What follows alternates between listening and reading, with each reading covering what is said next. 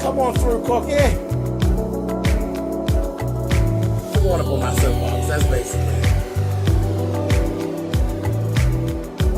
Let's talk about drag and all its forms.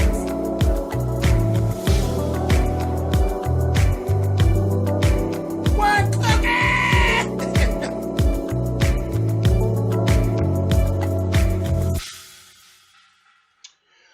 So let's talk Love and Hip Hop. Season 3, Episode 6 of Love and Hip Hop Hollywood. We start right off with Max and Masika.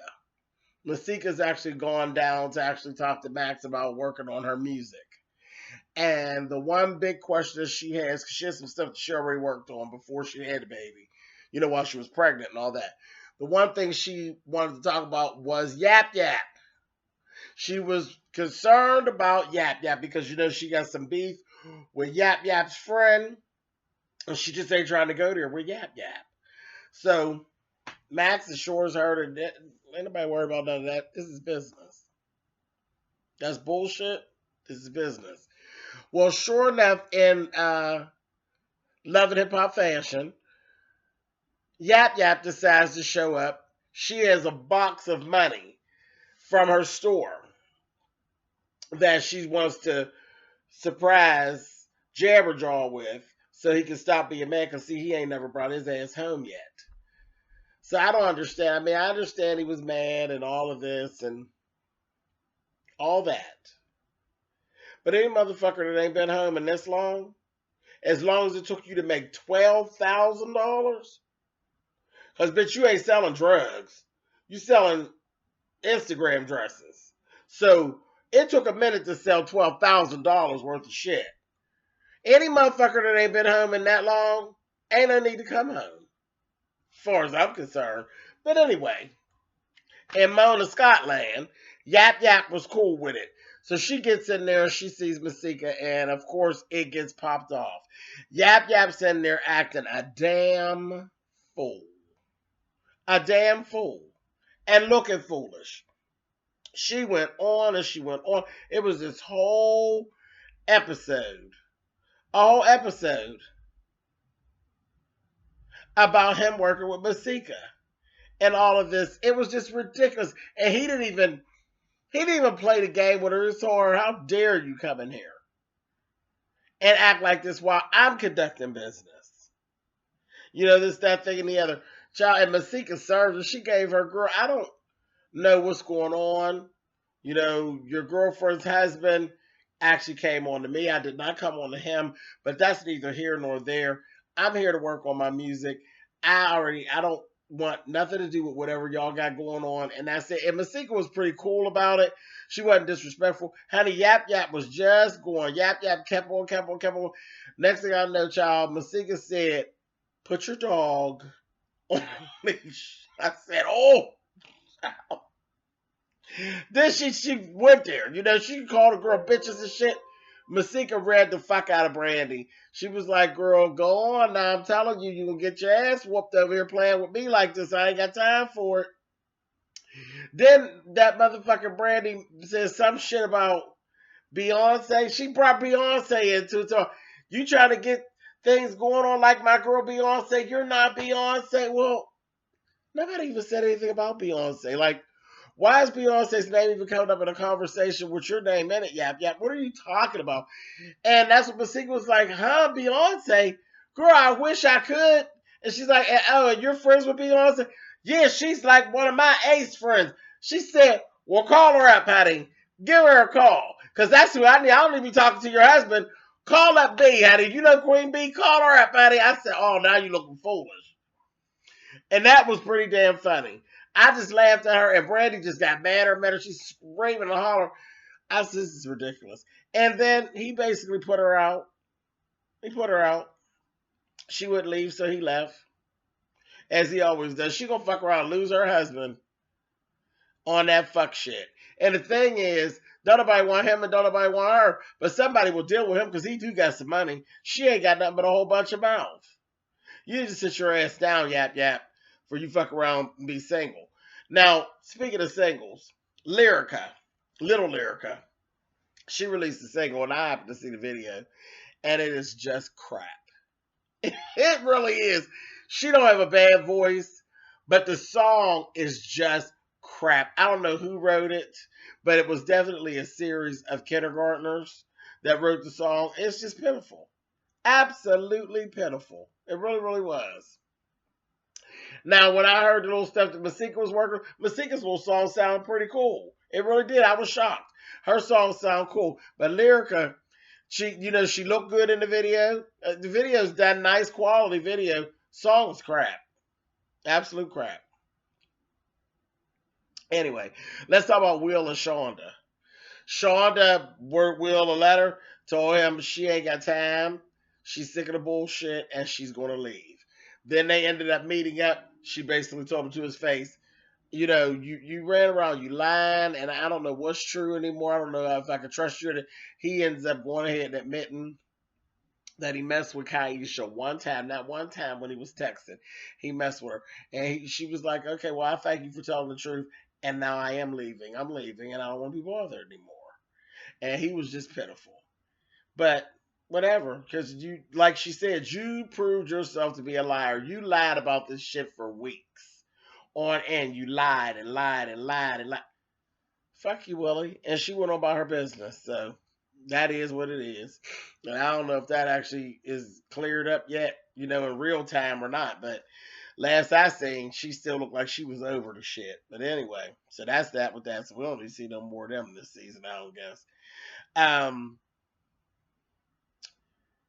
Ray, Safari, Willie, and A1 had all got together. So they were working out. Basically, who was working out was Safari and Willie, because they didn't really show Ray J and they wasn't paying no attention to A1's ass. But they was showing Safari's body and Willie's body is what they were doing. It was a softcore porn scene is basically what it was. They got Willie gets the softcore porn, and so does Safari, and then so does Rosa Costa and Nikki. They do all the porn stuff this season.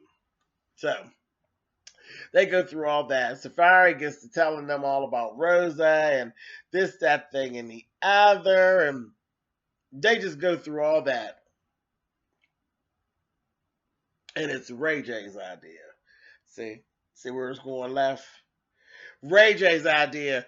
You tell them you want a threesome. Safari's like, that's just what I'm going to do. And then, you know what? I this thing with him and this accent that comes and goes, Safari, I can't with you. It's irritating. And he explained it on VH1 Live why he goes back and forth. That if he just when he's speaking around Jamaican folk, he can talk in his accent and they understand. But around regular folk, well, not regular, not that they're irregular, but around American folks, they wouldn't understand what he's saying. Now that makes sense.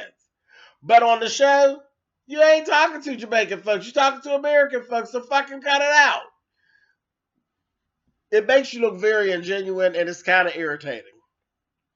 It's like you're doing everything for attention. It's kind of what I'm getting. You're starting to get on my nerves, baby. You cute. You nice to look at when your mouth is shut. Like seriously, you do a lot. Yeah, you're very bettable with your mouth shut. Anyway, moving on. He goes down there and literally, actually, he ended up catching Nikki. He like walked in on Nikki and Rosa going at it. Asked them for the threesome. They gave him, get the fuck out of here. Everybody, it all blew up.